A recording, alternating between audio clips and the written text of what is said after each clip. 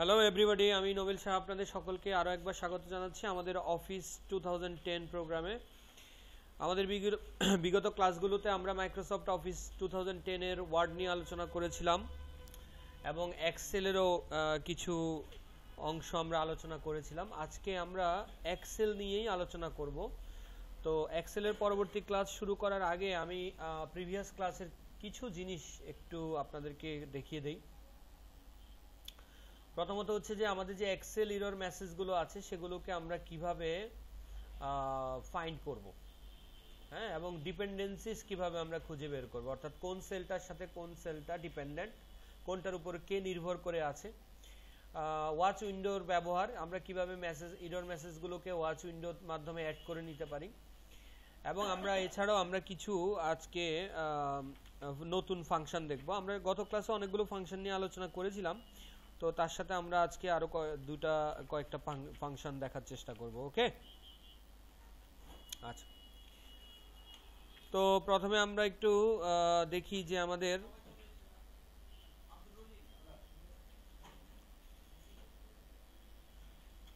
Error মেসেজগুলো কেমন।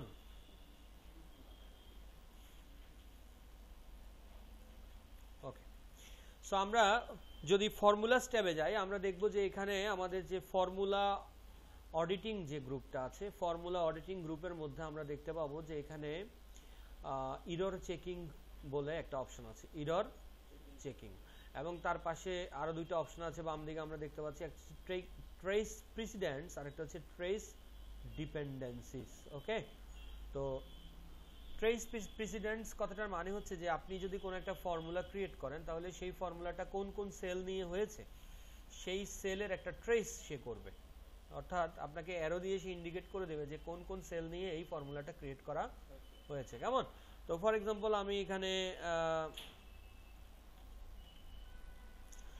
এখানে টাইপ করলাম 50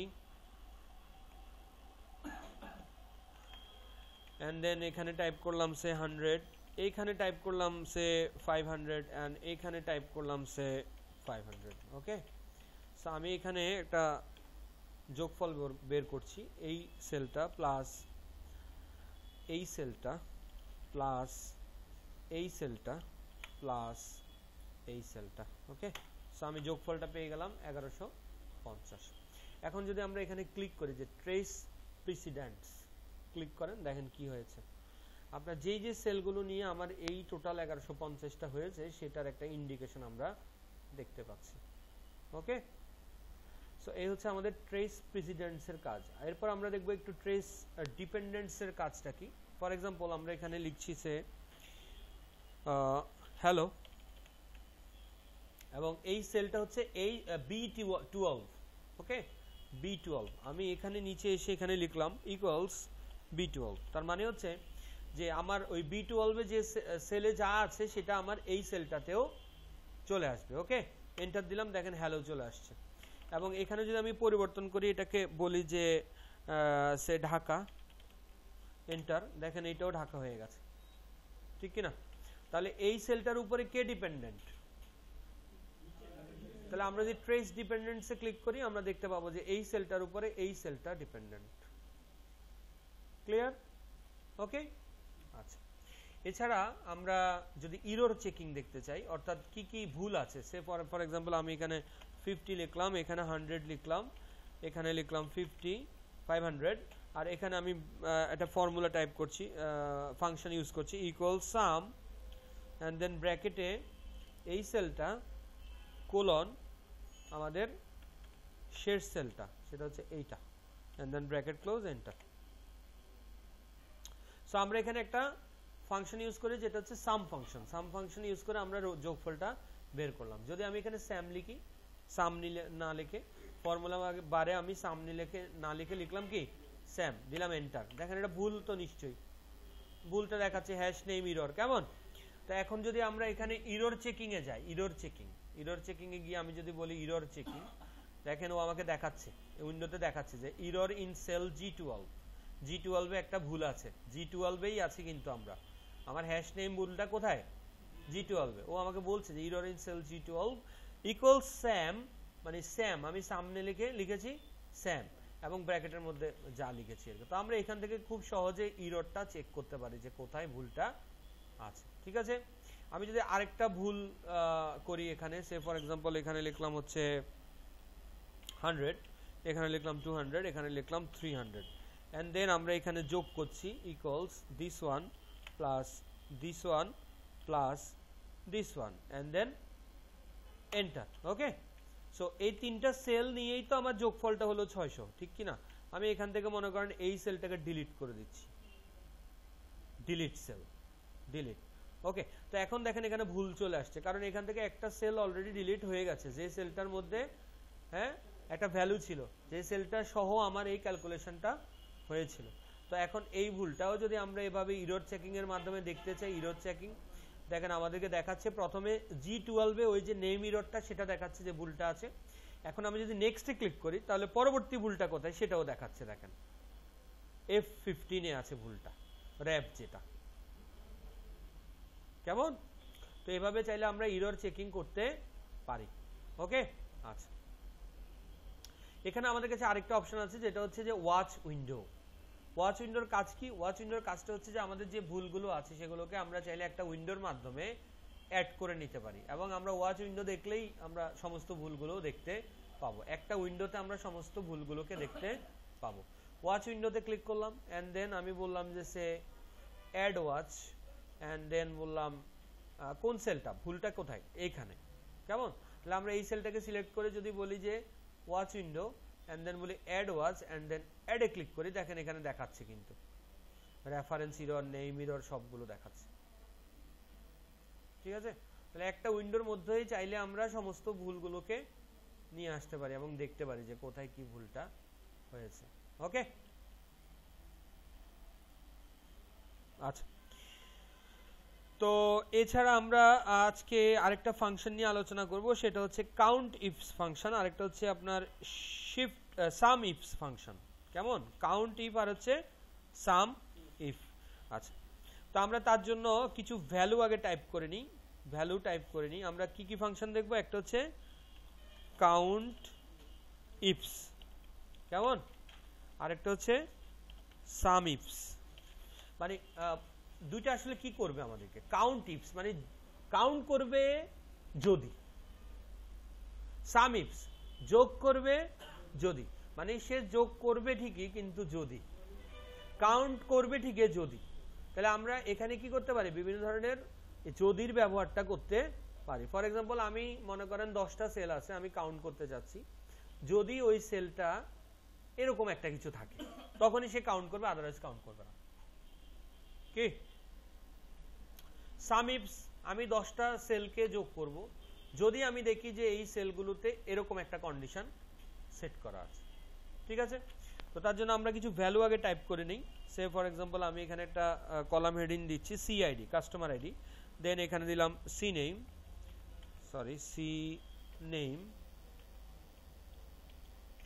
এন্ড দেন এখানে দিলাম আমরা সে স্টেট, এন্ড দেন এখানে দিলাম টোটাল। ওকে, তো সিআইডি কিছু একটা দিলাম সে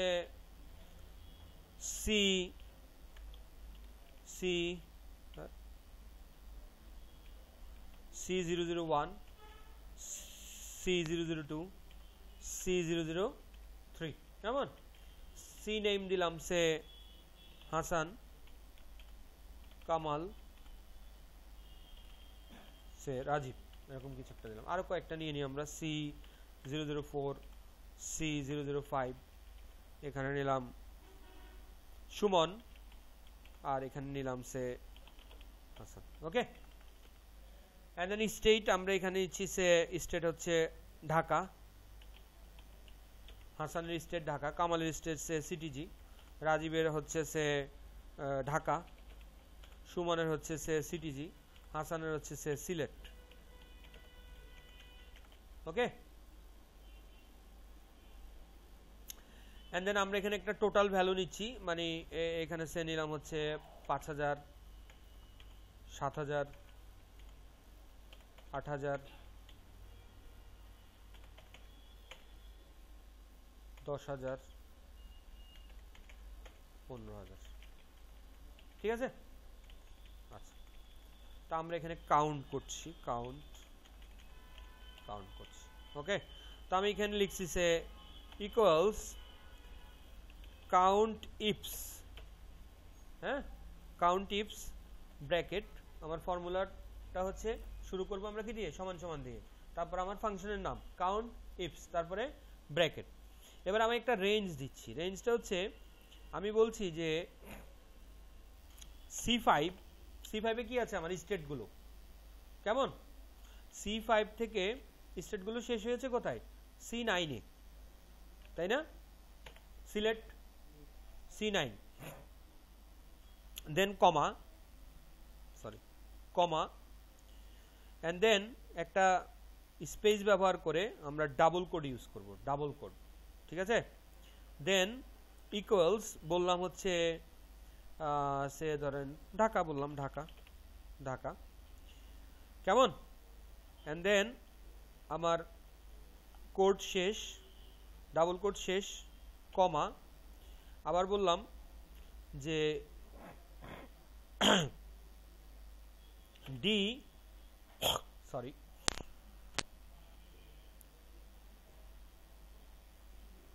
D5 কোলন শেষ হয়েছে কোথায়, D9 এ, D9, কেমন, D5 কোলন D9, কমা, ডাবল কোড শেষ, and then greater than, বললাম যে সে greater than equals 5000, কেমন, greater than equals to 5000, then double quote শেষ এবং ব্র্যাকেট শেষ। তো এখানে আমরা কি বলেছি অ্যাকচুয়ালি, আমরা বলেছি যে তুমি তখনই কাউন্ট করবে যদি তুমি দেখো C5 থেকে C9 এর মধ্যে কোথাও ঢাকা আছে, এবং তুমি তখনই কাউন্ট করবে যখন দেখবে তুমি D5 থেকে D9 এর মধ্যে ভ্যালুটা 5000 বা তার চেয়ে বেশি আছে, কেমন, দেন এন্টার। তো দেখেন আমাকে কাউন্ট করে দিয়েছে 2, কেমন, কারণ এর মধ্যে ঢাকা থেকে সিলেট পর্যন্ত আমরা ঢাকা পেয়েছি কয়বার, 2 বার, এবং 5000 থেকে বেশিও আছে 2 বার, ঠিক কি না, বুঝতে পেরেছেন। আচ্ছা, এবার আমি ফর্মুলাটাকে আরেকটু মডিফাই করছি, এবার আমি দিলাম 5000 না, এটাকে দিলাম 6000। এবার আমার কয়টা কাউন্ট হওয়া উচিত, একটা, ঠিক কি না, দিলাম এন্টার, দেখেন 1, ক্লিয়ার, বোঝা গেল।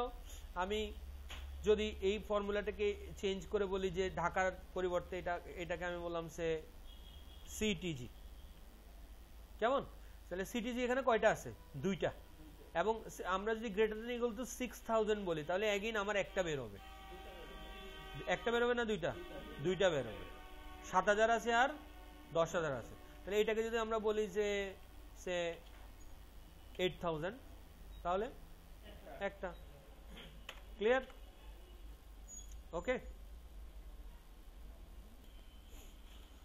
তো ঠিক আছে, তাহলে আমরা আরেকটা টোটাল বের করার চেষ্টা করি সাম ইফস, আরেকটা ফাংশনের মাধ্যমে সাম ইফস দিয়ে।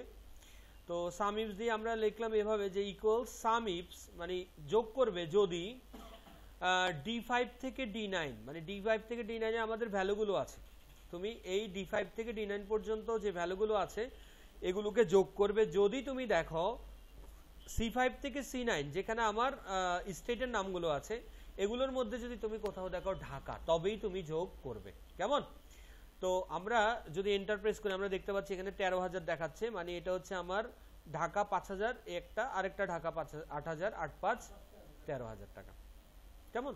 ঠিক তেমনি ভাবে আমরা যদি এটাকে ঢাকা না দিয়ে এটাকে বলি সে সিটিজি, তাহলে সে সিটিজি গুলো যোগ করে দেবে। সিটিজি একটা হচ্ছে 7000, আরেকটা হচ্ছে 10 সাথে 17000, ঠিক আছে, ক্লিয়ার।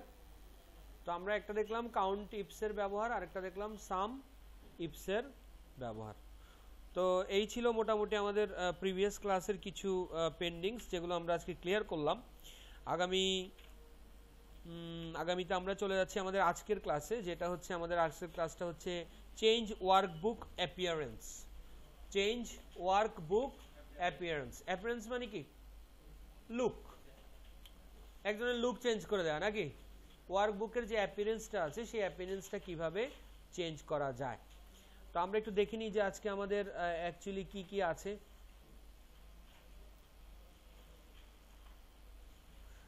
আজকে আমাদের class number 19। Okay, so that's it. এই হচ্ছে আমাদের আজকের ক্লাস। আজকের ক্লাসে আমাদের আছে ফরম্যাট সেল, কিভাবে সেলকে ফরম্যাট করতে হয়, দেন ডিফাইন স্টাইলস, প্রিডিফাইন্ড যে স্টাইলগুলো আছে সেগুলো কিভাবে ব্যবহার করা যায়, apply workbook themes and Excel table styles, কিভাবে ওয়ার্কবুক থিম বা এক্সেল টেবিল স্টাইল ব্যবহার করা যায়, make numbers easier to read, নাম্বারকে কিভাবে আমরা রিড করতে পারি খুব ইজিলি। ফর এক্সাম্পল গত ক্লাসে আমরা দেখেছিলাম যে যখন আমরা 100 লিখছি, 100টা কি নাম্বার না কারেন্সি না কি, এটা তো বোঝা যাচ্ছিল না, ঠিক কিনা। তো আমরা যখনই ওটাকে ডলার অ্যাপ্লাই করেছি তখন কিন্তু আমরা বুঝতে পেরেছিলাম যে এটা একটা ডলার। সো এই জন্য ইজিয়ার করা, রিড করতে যেন ইজি হয়, যেন মানুষ বুঝতে পারে যে আপনার সেলে আপনি আসলে কি ভ্যালুটা আসলে কি মিন করছে। তো এগুলো আমরা দেখবো কিভাবে করতে হয়। Change the appearance of data based on it's value, ভ্যালুর উপরে বেস করে কিভাবে চেঞ্জ করা যায় ডেটার অ্যাপিয়ারেন্সটাকে। অ্যাড ইমেজেস টু ওয়ার্কশিটস, কিভাবে ওয়ার্কশিটে ইমেজকে অ্যাড করা যায়। অ্যান্ড ফাইনালি আমরা চার্ট নিয়ে আজকে একটু আলোচনা করব। ওকে, সো আমরা একটু একটা একটা করে দেখি। প্রথমে আমরা দেখব ফরম্যাট সেলস।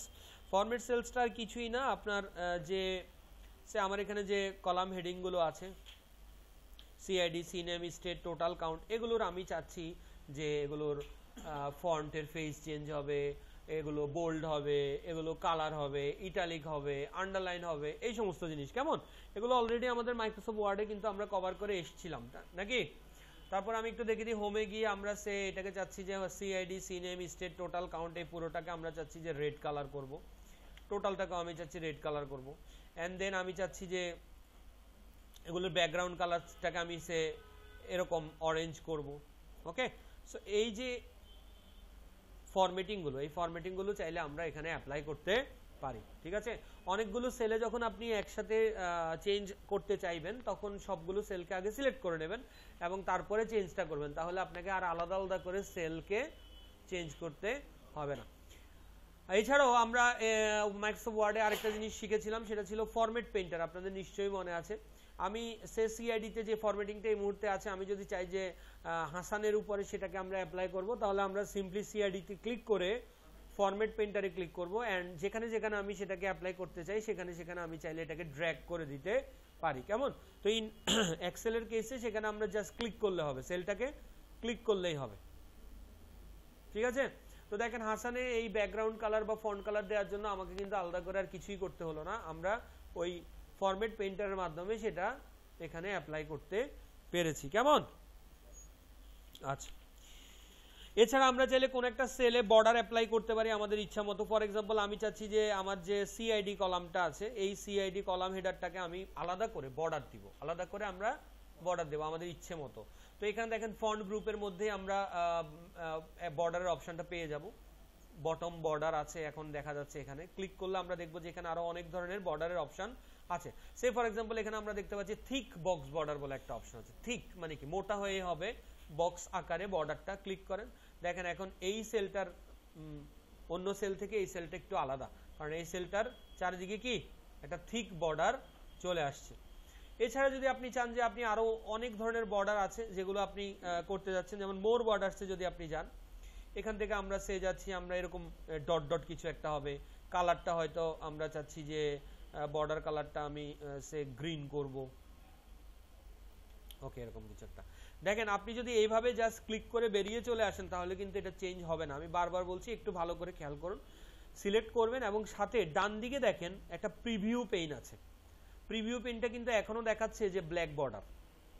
কেমন, তো আমরা কি করব, যেমন উপরের বর্ডার যদি আমি চেঞ্জ করতে যাই, উপরের বর্ডারে ক্লিক করলাম, বামেরটাতে ক্লিক করলাম, ডানেরটাতে ক্লিক করলাম এবং নিচেরটাতে ক্লিক করলাম এবং ডানেরটাতে ক্লিক করলাম। সো এইভাবে আমরা চাইলে যেই অংশে আমি এটাকে অ্যাপ্লাই করতে চাই সেই অংশে আমরা মাউস দিয়ে ক্লিক করে নিব। কেমন, এন্ড দেন আমরা ওকেতে প্রেস করলেই দেখব যে আমার বর্ডারটা এখন আমি যেরকম চেয়েছি ঠিক সেরকমই চারিদিকে গ্রিন বর্ডার ডট ডট আকারে শো করছে। ঠিক আছে, তাহলে এভাবে চাইলে কোনো একটা সেলের চারিদিকে বা চারিদিকে না, আমি যদি চাই যে শুধু এক সাইডে হবে সেটাও সম্ভব, আমি চাই শুধু টপে হবে সেটাও সম্ভব, আমি চাই শুধু বটমে হবে সেটাও সম্ভব, আমি চাই 3 দিক হবে আর 1 দিক হবে না সেটাও পসিবল। কেমন? হ্যাঁ, যদি আমরা চাই যে উপর আর নিচে থাকবে, ডানে বামে থাকবে না, তার জন্য কি করব? সিলেক্ট করব এন্ড দেন মোর বর্ডারসে গিয়ে এখান থেকে আমরা উপর নিচ চাইছি, তাই তো? তাহলে এই বাম দিকেরটা উঠিয়ে দিলাম, ডান দিকেরটা উঠিয়ে দিলাম, ক্লিক করলেই উঠে যাবে। দেন ওকে। সো এখন আমাদের বর্ডার আছে শুধু উপর আর নিচে, বামে আর ডানে বর্ডার নেই। ঠিক আছে, ওকে। সো এভাবে চাইলে আমরা আমাদের ইচ্ছে মতো করে বর্ডার অ্যাপ্লাই করতে পারি। গত ক্লাসে আমি আপনাদেরকে দেখিয়েছিলাম যে কিভাবে অ্যালাইনমেন্ট করতে হয়, কিভাবে র্যাপ টেক্সট করতে হয়, মার্জ সেল কিভাবে করতে হয়, নিশ্চয়ই মনে আছে আপনাদের। সো ওইগুলোতে আমি আজ গেলাম না, আজকে ওইগুলো নিয়ে আলাপ করছি না, আমরা সরাসরি একটু স্টাইলে চলে যাই। ডিফাইনিং স্টাইলস, আমাদের এক্সেলের যে স্টাইলসগুলো আছে বাই ডিফল্ট সেগুলো কিভাবে আমরা ব্যবহার করতে পারি। কেমন? সে ধরেন এখানে আমি হাসানে ক্লিক করলাম এবং এখানে আমাদের হোম গ্রুপে, হোম ট্যাবের আন্ডারে আমাদের স্টাইলস গ্রুপে আমরা দেখব সেল স্টাইলস বলে একটা কথা আছে, সেল স্টাইলস।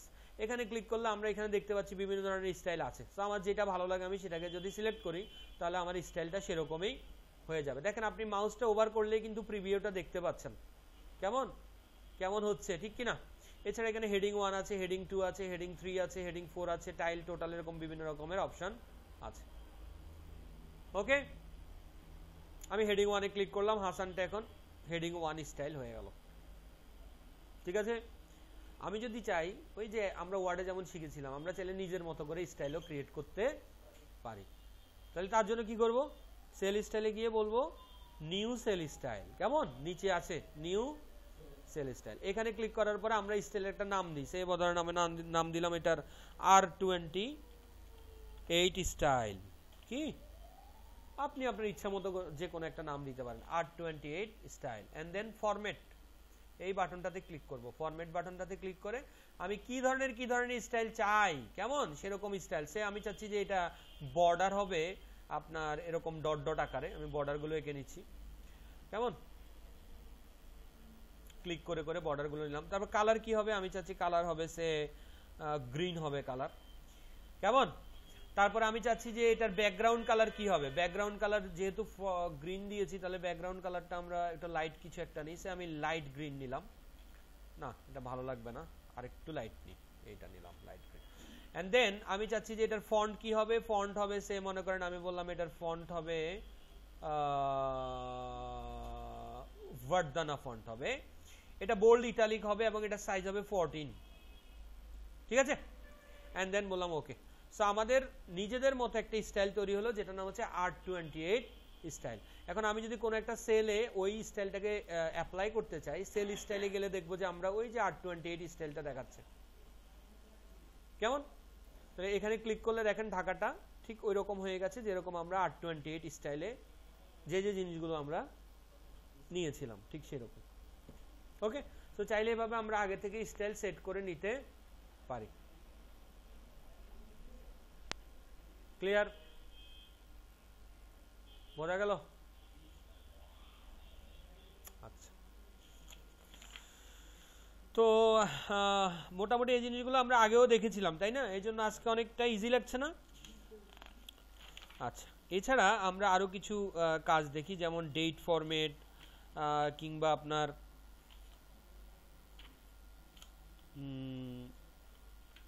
টেবিলের স্টাইল কি করে চেঞ্জ করতে হয়। হ্যাঁ, আচ্ছা, আগে আমরা নাম্বার এবং ডেট ফরম্যাটটা একটু দেখে ফেলি। নাম্বার ফরম্যাট, ডেট ফরম্যাট এগুলো কিভাবে ঠিক করতে হয় সেগুলো আমরা একটু দেখে ফেলি। কেমন? তারপরে আমরা টেবিল স্টাইলে একটু পরে যাব, টেবিল স্টাইলটাতে। ওকে, সো ফর এক্সাম্পল আমরা এখানে লিখলাম যে 31/12/2015। কেমন? 31/12/2015। তো এটা কি? এটা একটা ডেট। এই ডেটটার স্টাইলটা কি হবে আমি চাইলে আমার মতো করে সেটা পরিবর্তন করে নিতে পারি। কেমন? ফর এক্সাম্পল আমি রাইট ক্লিক করলাম, দেন এখানে চলে গেলাম ফরম্যাট সেলসে, রাইট ক্লিক করে ফরম্যাট সেলসে গিয়ে আমি চলে গেলাম হচ্ছে নাম্বার সেকশনে। কেমন? নাম্বারে। তো এটা দেখেন এই মুহূর্তে এটা জেনারেল হিসাবে দেখাচ্ছে, কিন্তু এটা তো জেনারেল না, এটা একটা ডেট ফরম্যাট, ঠিক কি না? তো আমরা এখানে বাম দিক থেকে চুজ করব ডেট, এন্ড দেন এই ডেটটাকে আপনি কিভাবে দেখাতে চাচ্ছেন। সে ফর এক্সাম্পল আমি চাচ্ছি এরকম দেখাবে 14 মার্চ 1, মানে এরকম, তার মানে কি হবে 31 ডিসেম্বর 2015 এইভাবে দেখাবে, ঠিক কি না? দেন আমি বললাম ওকে। এখন দেখেন আমাদের এটা কিন্তু পরিবর্তন হয়নি, হ্যাঁ? তো আমরা কি করব, এখন যদি আবার লিখি 31/12/2015 এন্ড দেন এন্টার দিই ডেটটা, দাঁড়ান আমি আরেকটা সেলে ব্ল্যাঙ্ক সেলে করে নিই আগে, right click format cell date, and then এখান থেকে আমরা চুজ করলাম এরকম 14 March 1 and then English US, okay. তাহলে আমরা এবার 31/12/2015 লিখে এন্টার দিলাম। প্রবলেম কি?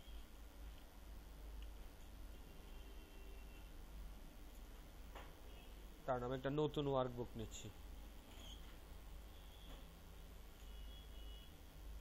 Right click format cells date,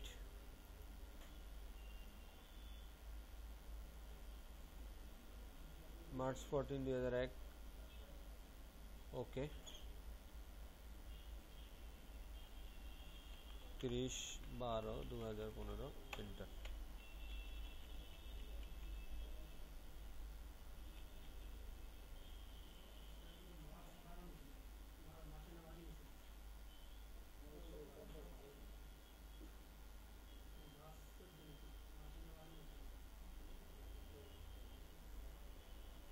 না ওটা তো ব্যাপার না, ব্যাপার হচ্ছে যে আমি এখান থেকে যে ফরম্যাটটা দিব সেই ফরম্যাটটাই হয়ে যাবে, কেমন? আমার এখানে কেন ঝামেলা করছে আমি বুঝতে পারছি না। 31/12/2015 আপনি একটু ট্রাই করেন তো। না আমার এখানে মনে হয় কোন একটা ফরম্যাটে তাহলে চেঞ্জ হয়ে গেছে, মানে ভিতর থেকে এক্সেলের কোন একটা ফরম্যাট চেঞ্জ হয়ে গেছে। আচ্ছা, তো এছাড়া আমরা চাইলে ফরম্যাট সেলে গিয়ে আরো যে কাজগুলো করতে পারি, সে ফর এক্সাম্পল আপনি এখানে লিখলেন যে 01, এখানে লিখি আমি 01711165027, কেমন? এটা একটা কি ফোন নাম্বার। দেখেন ফোন নাম্বারটা যদি আমরা লিখি টাইপ করি তাহলে যেটা হবে দেখেন এখানে জিরোটা কিন্তু অমিট হয়ে গেছে, হ্যাঁ আমার 11টা ডিজিট কিন্তু 11টা ডিজিট নেই। তো সেক্ষেত্রে আমরা যদি 11টা ডিজিটই শো করতে চাই সেক্ষেত্রেও আমাদেরকে এই সেলের ফরম্যাটটাকে চেঞ্জ করতে হবে। তো তার জন্য রাইট ক্লিক করব, আমরা ফরম্যাট সেলসে যাব, এন্ড দেন আমরা এখান থেকে চলে যাব হচ্ছে নাম্বার কারেন্সি কাস্টমে চলে যাব আমরা, কেমন? কাস্টমে গিয়ে এখানে জেনারেল জিরো, জেনারেলের পরে দেখবেন একটা জিরো আছে, এই জিরোটাতে ক্লিক করব এবং উপরে টাইপ করে দেব কয়টা ডিজিট হবে আমাদের 11টা। তাহলে আমরা এখানে 11টা শূন্য টাইপ করব, 1 1 2 3 4 5 6 7 8 9 10 11। দেখেন উপরে স্যাম্পলে আপনার পুরো নাম্বারটা দেখাচ্ছেও, আপনার যে ফোন নাম্বারটা সেটা পুরোটাই কিন্তু শো করছে এখন, এন্ড দেন ওকে। এখন দেখেন জিরো দেখাচ্ছে, ঠিক আছে? তো আপনারা এক্সেলে দেখবেন ফোন নাম্বার টাইপ করতে গেলে এই ঝামেলাটাই পড়বেন, মানে 11টা ডিজিট নিবে না, ওটা 10টা পর্যন্ত নেয়। তো তার জন্য আমরা এইভাবে ডিজিটটাকে বাড়িয়ে নিব। যদি আমার আরো বেশি ডিজিট প্রয়োজন হয় তখন আমি ঠিক এইভাবেই বাড়িয়ে নেব, কেমন?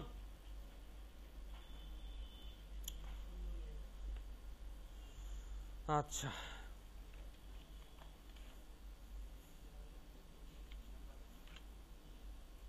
ওকে। এবার আমরা একটু টেবিল স্টাইল নিয়ে একটু আলোচনা করি, টেবিল স্টাইল কিভাবে করা যায়। ফর এক্সাম্পল আমি এখানে